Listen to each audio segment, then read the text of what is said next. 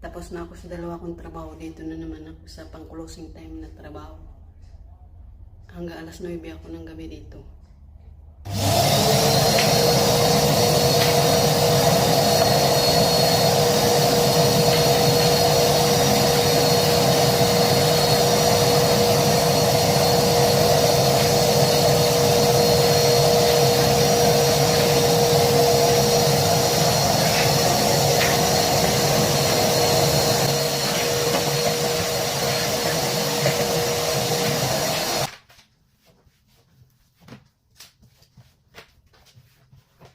Kasi gabi siya. Mag-start ako ng alas 6, natapos ako ng alas 9 ng gabi. Dito. Ito. Ako lang dito kasi umuwi na yung mga empleyado. Ayan. Maglilinis ako dito.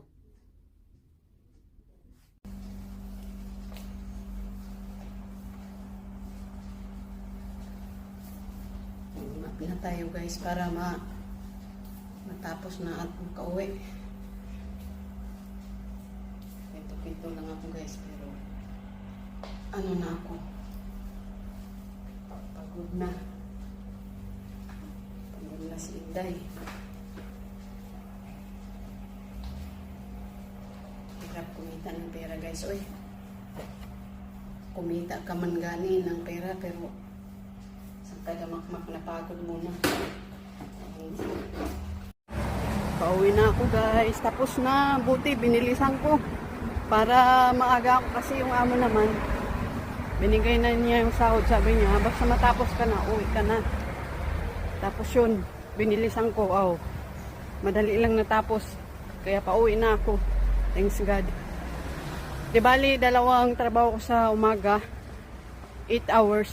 Tapos pang closing ko yan na trabaho. Pang closing time, pang gabi. Pero 4 hours lang naman. Okay na din.